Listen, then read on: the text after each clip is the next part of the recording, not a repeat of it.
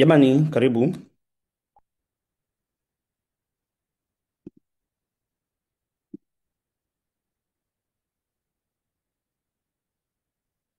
Jamani, karibuni kwenye Zoom yetu ya leo. Leo tunazungumza bidhaa ambayo inaitwa Femicare. Hii ni bidhaa ambayo ni famous sana Tanzania na imepatikana karibu maeneo mengi. Kwa sababu ni hot sell. Unaposema ni hot sell, ni bidhaa ambayo inauzika sana na inauzika sana kwa sababu watu wengi wanaipenda na kwa sababu ina matokeo makubwa. Sio kama bidhaa zingine hazina matokeo, bidhaa zote zina matokeo, lakini watu wengi wanaipenda kwa sababu inawagusa watu wengi, na unajua kwenye maisha wanasema ukimgusa mwanamke umeigusa jamii nzima. Sasa hii bidhaa inagusa wanawake moja kwa moja. Nataka tuweze kuielewa ili iwe rahisi kuweza kuifahamu kwamba hii bidhaa inafanya nini na nini ambacho hasa kinafanya. Sasa ili uweze kuielewa hii bidhaa, cha kwanza lazima uelewe kwamba mwanamke anapitia hatua tano ambazo hizo stage zote zinakuwa tofauti tofauti, na katika kila stage ambayo mwanamke anapitia ina changamoto yake.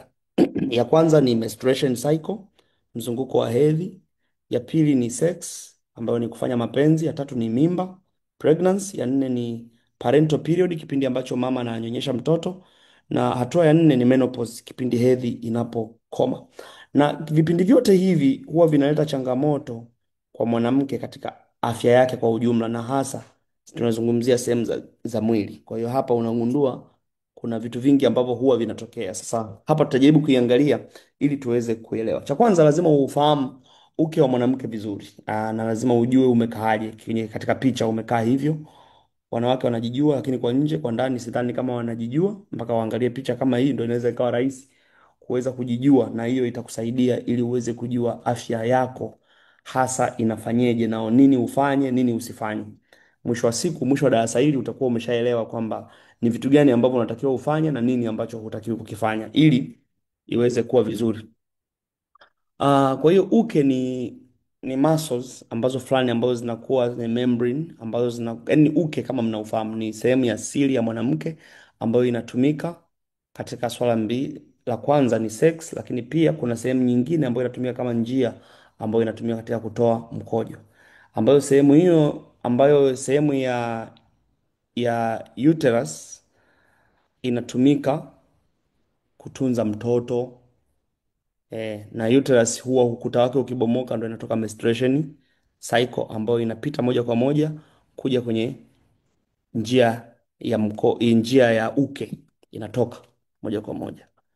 Kwa hiyo hiyo ndo sehemu ambayo ina connect uterus na dunia ili kumfanya huyu mwanamke aweze, mtoto aliyemo ndani akitoka lazima atokee huko.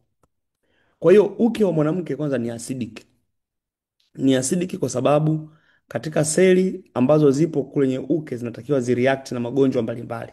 Kwa hiyo unakuwa ni acid ili kuweza kutunza, na hii inaitwa lactic acid ambayo inatunza ile sehemu iweze kuwa salama, ili vitu vyote ambavyo ni vichafu na vitu vyote vibaya viweze kumalizwa, visiweze kupita upande wa pili. Na ndio maana mwanamke ili asipate mimba leo hii akitumia madawa kama P2 na vitu vingine vinakwenda kuifanya ile asidi inakuwa kali sana. Kwa hiyo mwanaume mbegu zake zikiingia zinaunguzwa kwa sababu zinakutana na asidi ambayo ni kali sana. Mbali na kwamba mbegu za mwanaume zina base, ile semen ya mwanaume ina base ambayo base ina dilute acid, lakini zikishakuwa kali sana ndio zinaenda zinaunguza kila kitu. Kwa hiyo mwanamke anakuwa hapati ujauzito. Kwa hiyo acidic environment ni natural barrier for vagina, inazuia vitu mbalimbali. Ni mazingira ambayo yanazuia kufanya wale bakteria wabaya wasiende kuharibu reproductive organ ambazo zinakuwa mle ndani. Na tunapoangalia hawa bakteria tunaangalia wale wadogo wadogo ambao hawatakiwi kuwepo kule. Lakini vagina kuwa na weak acid ni jambo la kawaida, na hilo jambo la healthy kabisa. Inatakiwa iwe na weak acid.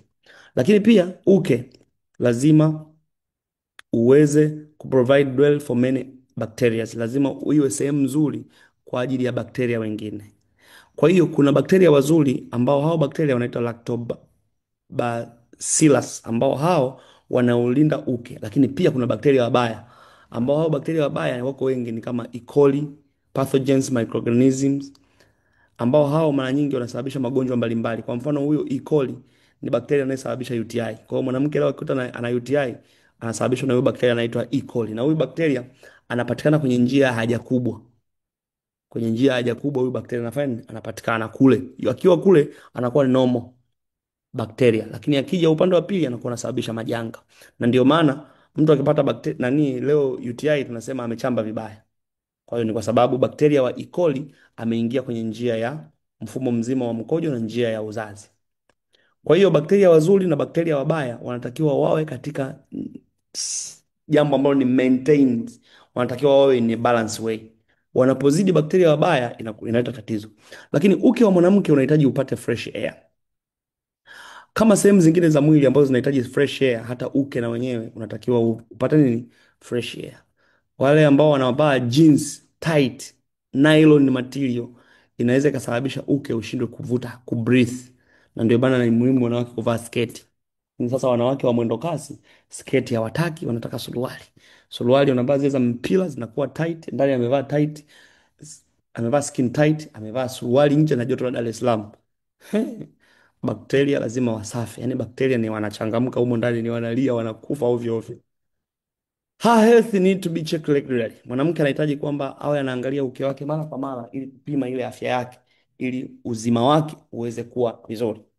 Hivi vitu vyote sasa vinahitaji self examination ili aweze kuangalia, lazima aangalie ule uteute ambao huo unatoka, je, una rangi, anatakiwa afanye inspection.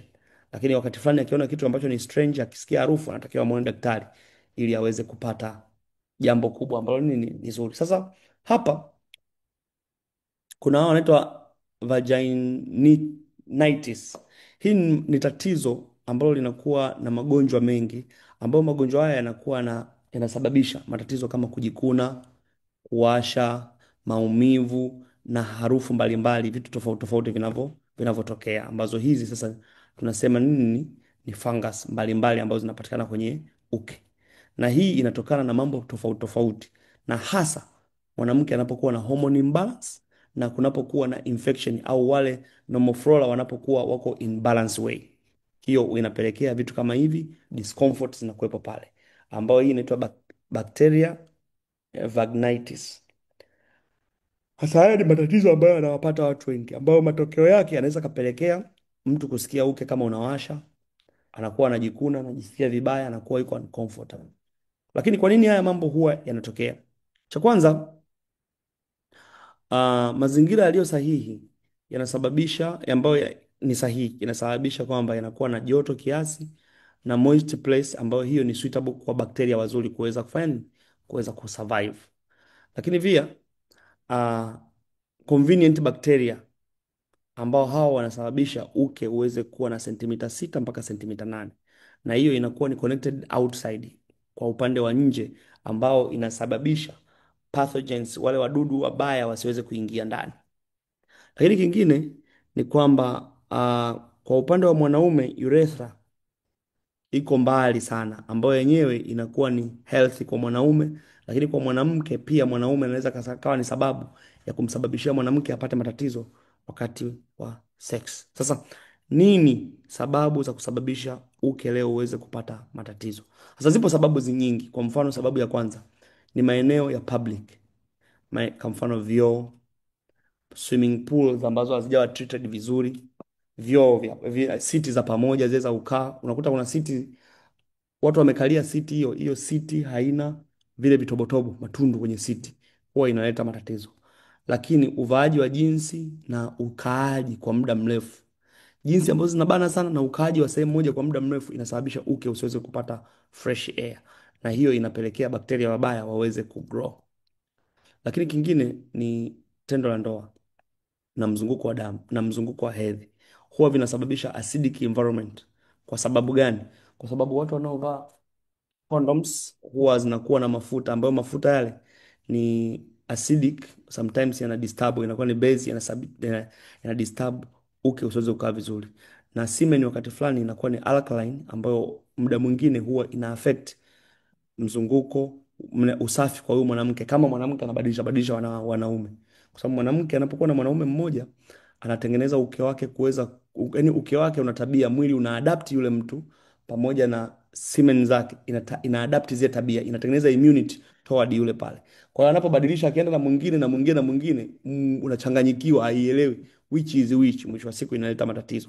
Kwa hiyo na yenyewe ni sababu pia ya kusababisha huyu mtu aweze kuwa hawezi kuwa vizuri. Lakini wakati fulani menstruation cycle, mzunguko ambao mzunguko huo unasababisha tatizo, lakini wakati fulani tatizo linakuwa kubwa pale ambapo pedi mwanamke anavaa zinakuwa nyingine zina nylon materials ambazo zinapelekea huyu mtu kuweza kupata matatizo mbalimbali. Tatizo lingine ni menopause, ambayo menopause husababisha hormone inakuwa unbalanced. Kwa hiyo hii inasababisha mwanamke anapata fever na wakati fulani anakuwa hajisikii vizuri. Bakteria wale wazuri wanakuwa wanaondoka, anamsababisha bakteria wabaya wanakuwa wengi. Antibiotics, matumizi ya antibiotics. Antibiotics ni kama ampicillin, amoxicillin. Vile vidonge ukinywa, unasikia mpaka mkojo unaoenda kuutoa unakuwa unanuka. Sasa ule mkojo na ile system nzima inayopita kwenye figo, inachuja kwenye kibofu, huwa inapelekea inaua bakteria wazuri wanaokuwa kwenye uke. Kwa hiyo zote hizi ni sababu. Lakini uvaaji wa nguo za ndani, ambazo nguo hizi za ndani zinakuwa so cotton, na wakati fulani zinakuwa zina contain uchafu, mtu asipotawadha vizuri kwenye nguo yake ya ndani, mazingira ya pale yanaweza kapelekea kuwepo na bakteria, ambao bakteria wanaweza wakaingia kwenye nini, kwenye njia ya mkojo na mwisho wa siku kaleta tatizo. Sasa namna gani unaweza uka avoid hizi infection? Unaweza uka avoid kwa kufanya clean sex. Hii inatokana na mwanamke kuto kujiingiza kwenye tendo la ndoa na wanaume wengi, kuwa na mwanaume mmoja ili mwili wake umzoe na umtambue yule mtu, ili isilete matokeo mengine kwa kuwa na watu tofauti tofauti.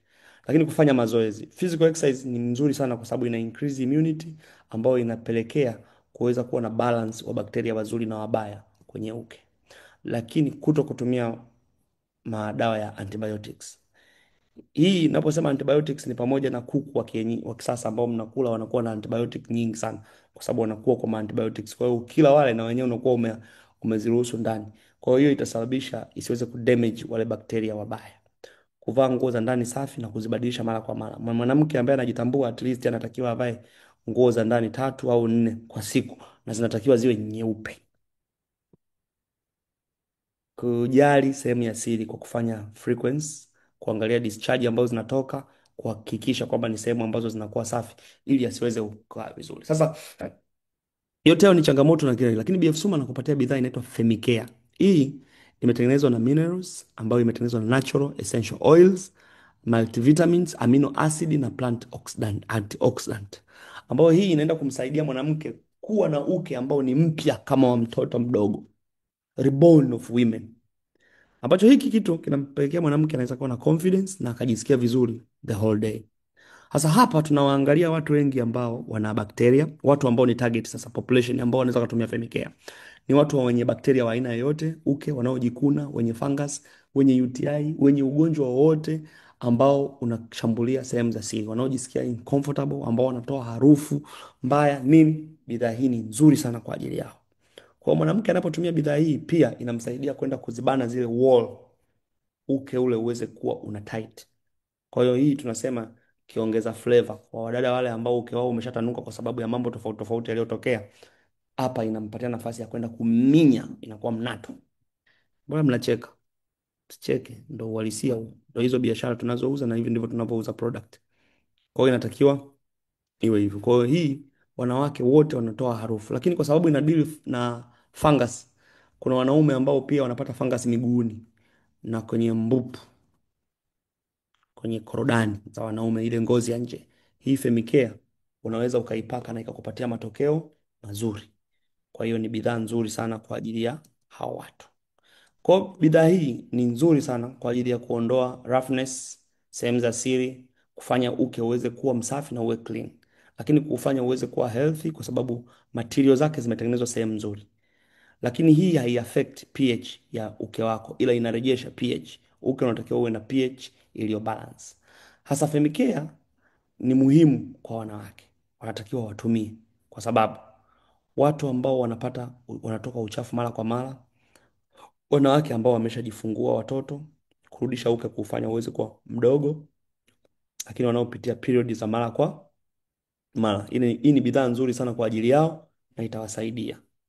Na matumizi ya hii bidhaa unatakiwa uweke, ukiifungua kile kifuniko chake, unaweka unapima vifuniko viwili vya maji na vifuniko viwili vya dawa, unavitia kwenye lile bomba. Mwanamke anajiingiza sehemu za siri, alafu anaipress, inaingia ukeni. Kwa hiyo ikiingia huko, inakwenda kumsaidia ili aweze kuwa okay huyu mtu. Kwa hiyo unaingiza na unaitumia mara, unatumia 10 times, yani siku 10, jioni, muda unapokaribia kwenda kulala. Kwa hiyo mwanamke akiitumia hii itamsaidia sana kumfanya aweze kuwa clean na afya yake ya uzazi iweze kuwa poa. Mpaka hapo nimemaliza bidhaa ya Femicare. Kama kuna mtu ana swali, karibu aniulize.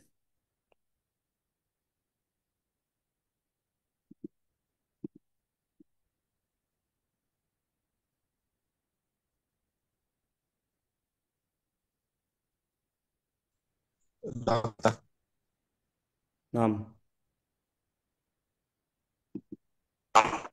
zile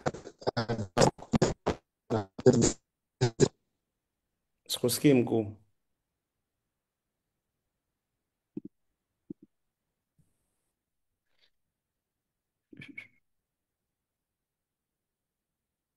Kiswaga,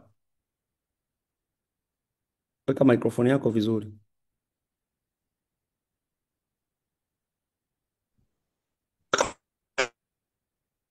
Eh,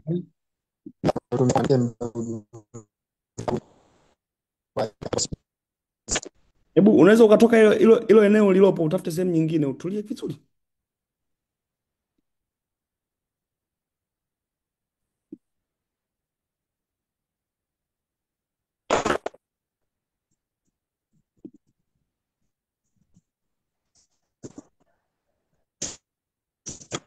Ehe. Ah, Kiswaga, naomba uniandikie, bado inakoroma. Nafikiri network yako haijakaa.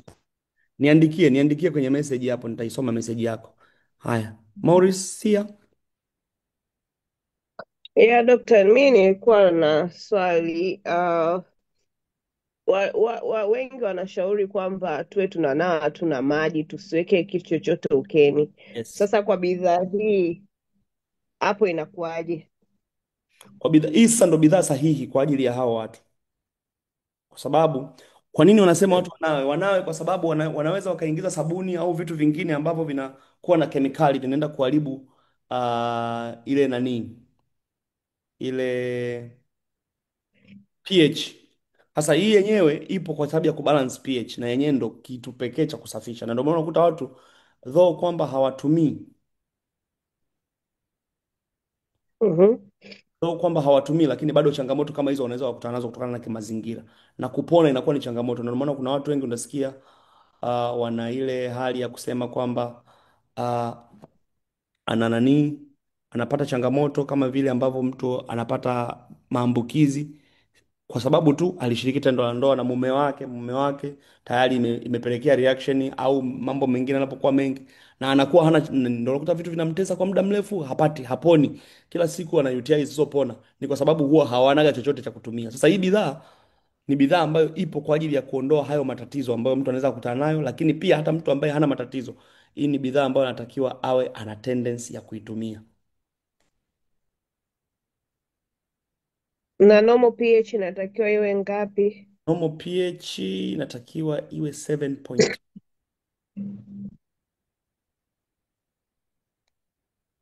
7.3 au inakuwa 7.3 nini au normal pH? hiyo pH? Yani pH ikishaanza kuwa 7.2, 3, 4, 5 inakuwa normal. Eh, Inapoanza kwenda 8 kwenda mbele eh. inakuwa ni alkaline. Oh, Iko chini inakuwa ni acidic. okay. Yeah. Sawa. Haya. Mwingine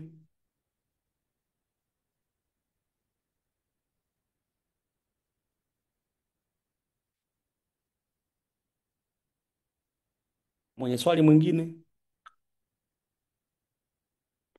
Kuna mtu mmoja hapa imeandikwa Samahani daktari. iPhone hajaandika jina yeye, karibu. Nilikuwa nawaza wameuliza swali la habari ya pH, Yes. na sisi kuna watu ambao tutakwenda kutolea kuwapatia uh, elimu juu ya hizo ya product ya nanili ya supplements ambazo wataenda kuzitumia, lakini hizi products pia tutaangalia kulingana na shida ambayo mtu ako nayo. Sasa anakuuliza kwamba mimi uke wangu nitajuaje una pH kiasi fulani, na inabidi kwamba sio salama, inabidi uwe neutralized au uwe balanced kwa kutumia hii dawa, kwa sababu anaweza akaangalia hatoki na uchafu ukeni, ana changamoto ya kuwashwa, hana UTI, hana, lakini anatamani kujua the actual pH ya uke wake. Sasa kwani kuna vitu ambavyo vinaweza vikamfanya akajua kwamba hii pH ni kiasi fulani, Aende akapime. inabidi aibalance. Ubalance pH, kuijua pH yako lazima uende ukapime, ndio unaweza ukajua pH yako, lakini au kwenda kupima huwezi ukajua, kwa sababu sio namna unavyojisikia. Lakini uke ambao una pH ambayo iko normal, maana yake unaruhusu wale bakteria kuwepo. Hasa uke wenye acidic nyingi iliyozidi, bakteria wanakuwa hawapo, ndio inakuwa tayari uke unakuwa unbalanced. Matokeo yake ndio unakuwa mkubwa, unatanuka. Matokeo yake mtu anaanza kusikia baadhi ya vitu na vitu vingine vinatokea. Kwa mfano, kuna bakteria anaitwa yeast. Huyu ni bakteria mzuri anayesababisha muscles kuweza kuadjust ile elastic. Kwenye uke lazima uwe na ile elastic. Sasa huyu bakteria asipokuwepo, uke unakuwa mpana. Ndio mtu anashangaa, hivi vipi? Mbona sikuwaga hivi zamani, sasa hivi mambo yamekuwa tofauti? Ni kwa sababu hiyo. Sasa pH yenyewe ni mazingira salama. Yaani manake kunapokuwa na pH iliyo balance, manake uke uko sehemu salama. Kwa hiyo bakteria wale wazuri wote wanakuwepo na inakuwa imebalance vizuri. Ila panapokuwa na hiyo tofauti ndio vitu vinatokea. Sasa mtu hawezi kuwa na UTI alafu akawa balance, kuna nani? Kuna balance kwenye pH. Obvious pH inakuwa tayari ishaenda kwenye nini? Kwenye acidic. Sawa, asante. Na swali la mwisho ni kwa wanaume. Umeongelea kwa wanawake, lakini pia umesema hii bidhaa inaweza ikatumika pia kwa wanaume. Kwa wanaume yanatumikaje? Matumizi yake yanakuwaje? Kwa wanaume wenye bakteria, wenye fungus miguuni, unapaka tu yale maji yake.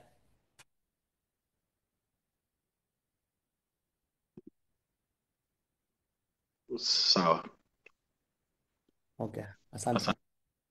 Okay, hii bidhaa haiwezi kutumika na wanawake wajawazito, kwa sababu mjamzito tayari anakuwa na vitu vingine, unaanza kumtumia hii bidhaa. Na hii bidhaa kumbuka, ni for external use, yani inaingizwa sehemu za siri za mwanamke.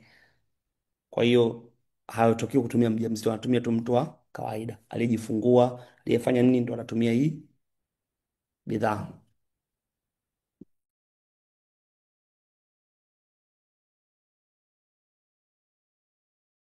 Samahani dokta. Ndiyo, karibu. Uh, hii bidhaa unaweza kuitumia kwa muda gani mpaka utakapopona, au unaweza ukaitumia kila mara, haitaleta madhara yoyote? Hii bidhaa kwa mwanamke anayejali anatakiwa awe anatumia mara kwa mara, at least unakuwa nayo kila, yani ndo sehemu. Oh, Ukishakuwa uko okay, hii ni bidhaa ambayo unatakiwa uwe nayo kwa ajili ya matumizi yako, yani ndo kitu ambacho unatakiwa utumie kusafisha sehemu zako za siri. Sio lazima umuuzie oh, mtu mwenye tatizo tu, hata mzima ambaye yeye anajali afya yake, anataka awe clean, awe msafi, awe vizuri muda wote, ni bidhaa ambayo unatakiwa unaitumia. Ila matumizi kwa mtu ambaye ana tatizo na mtu ambaye hana tatizo yanatakiwa yawe tofauti. ambaye hana. Ambaye hana matumizi anaweza akaitumia mara moja kwa wiki au ikaitumia mara moja kwa mwezi, I mean mara moja au mara mbili kwa wiki. Lakini kwa yule ambaye sasa ana tatizo, ana changamoto, anatakiwa atumie kila siku mfululizo. Sawa Yeah. Haya, asante. sawa sana. Tunahama kwenye hiyo bidhaa, tunakwenda kwenye bidhaa nyingine. Bidhaa nyingine ni Dr. TS. Nafikiri hapa watu wengi hii bidhaa mliipata kwenye zile package ambazo mlikuwa mmejiunga. Wale ambao hamjapata package zenu, nitahakikisha from tomorrow kila mmoja amepata package yake. Na mmoja kutoka Tunduma na na mmoja kutoka Ruvuma. Kama kuna mwingine hajapata package yake, anicheki ili tujue tuna sort vipi package ziweze kuanza kutembea by tomorrow, kwa sababu sikukuu ya Ijumaa ilikuwa imeharibu vitu. Sasa hii unaweza ukamfanya mtu mmoja akacheka kwa siku, lakini kinywa ni kitu mmoja kiko very sensitive. Sasa kinywa kinajali katika swala zima la wewe muonekano wako. Muonekano wako unategemeana mdomo wako umekaaje, dental formula yako iko vipi, usafi wa meno yako na usafi wa kinywa chako. Lakini pia inaleta katika mambo mazima social contribution. Inaleta ule ukaribu na maana watu wengine, yani kwako wewe pia kwa watu wengine, usije ukawa unawaboa kutokana na kinywa chako. Lakini pia chakula na overall health katika mwili wako unategemeana sana kinywa. Sasa hapa tuna bidhaa hii hapa ambayo tunasema ni nzuri sana, inaitwa double factor, ina nguvu na ina ulinzi. Kwa nini ina double factor? Kwa nini ina nguvu na kwa nini ina ulinzi? Bidhaa hii imetengenezwa na green tea ambayo yenyewe kazi yake ni kufanya uweze kupata kinywa kisafi. Kuna watu wengi leo ambao wakitumia dawa za kawaida wanatakiwa watumie nguvu nyingi kusafisha ulimi, kusugua. Na wakati fulani ulimi unamsababisha mtu anatapika. Kwa hiyo wengi huwa hawapendi kusugua ulimi kwa sababu wanatapika. Sasa bidhaa hii utakapoitumia inakwenda ina cleanser kabisa ulimi wako, inaufanya unakuwa msafi. Na bidhaa ambazo zimetumika ni pamoja na hiyo green tea na nyingine ni Hansax ambayo inazuia uvimbe kwenye fizi. Hasa pia bidhaa hii inakuwa iko very sensitive kwa sababu ndani yake ina nitrogensen, ambayo nitrogensen ni aina ya tangawizi ambazo zinasaidia kuweza kuondoa uchafu na mabaki yaliyokaa kwenye meno kwa muda mrefu yaliyogandiana. Hii inaondoa. Na ndio maana hii bidhaa inaitwa 4D protection. Yaani 4D maana yake inasafisha kuzunguka jino lako pande zote. Inasaidia. Lakini pia inakukinga na cavity ambao ni ule ugando unaotokea kwenye kinywa ambao unapelekea meno yanakuwa ya njano na vitu vingine. Lakini inaenda kuondoa ile tunasema kama ubigiji ambao unakuwepo kwenye meno, inakuondolea na inakukinga usiupate ule, ambao hiyo inatokana na watu wanaovuta sigara na watu wanaokunywa kahawa. Hivyo vitu huwa vinatokea kwao. Kwa hiyo hiyo ni bidhaa nzuri sana ambayo inawasaidia watu na inafanya kazi hizo hapo. Haya, mwenye swali, ni hiyo bidhaa ya meno.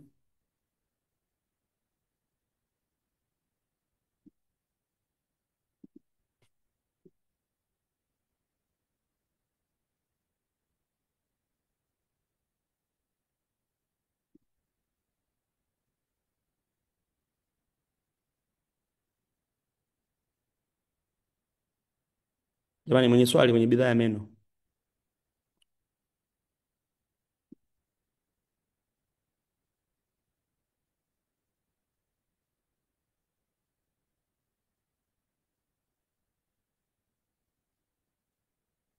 Iko clear eh? Okay. Tunaenda bidhaa yetu nyingine ambayo hii ni Anatic. Anatic soap. Hii ni sabuni ambayo tunaitumia BF Soma. Ni sabuni ambayo ni very good product. Kwa hiyo hii sabuni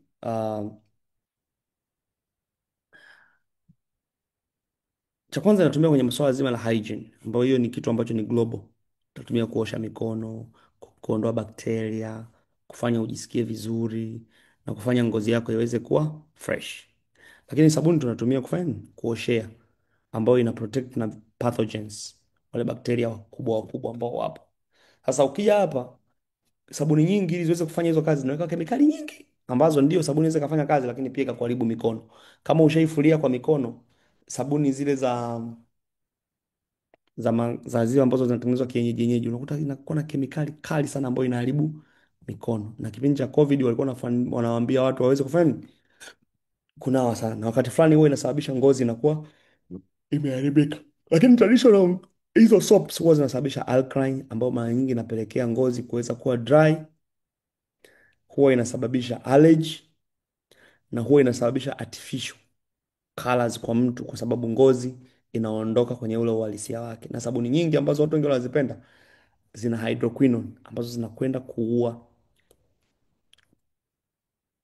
zile tunasema ni ile layer ya juu ya ngozi ambayo inamsaidia mtu aweze kukaa vizuri. Kwa hiyo hii ni pure soap ambayo imetengenezwa na herbal extract, ambapo kuna moisture, ambao kuna ile long last moisture inafanya iwepo ndani ya nini, ya hiyo sabuni, lakini kwa sababu kuna green tea inaenda kuondoa sumu pamoja na kuifanya ngozi yako iweze kuwa vizuri. Lakini pia ina olive oil na asali ambayo inaondoa ngozi kukakamaa na kufanya ngozi iweze kuwa laini yenye moisture. Sasa ingredients zilizotumika ni pamoja na sandalwood ambao huu ni unga wa poda ambao unatokana kwenye mti ambao huu una prevent bacteria wasiweze kupata.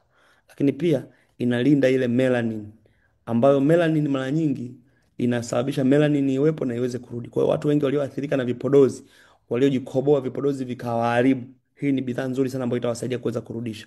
Wanaipaka kwenye ngozi kwa muda mrefu, inakaa hapo, alafu wakija kunawa, wanaifanya ngozi yao inaanza kurudisha zile seli ambazo zilikuwa zimekufa.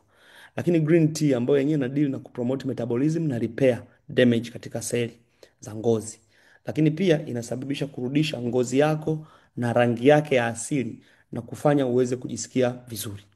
Lakini pia hii imetengenezwa na grapefruit ambayo ni nzuri kwa antioxidants na pia ina regulate kupatia skin oil na inafanya ngozi yako iweze kuwa na unyevu unyevu ambao unapelekea muonekano wako kuwa mzuri.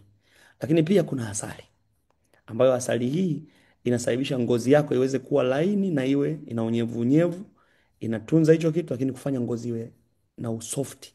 Kuna usofti ule ambao ni wa kuteleza, hiyo inasababisha ngozi yako iweze kuwa na hicho kitu.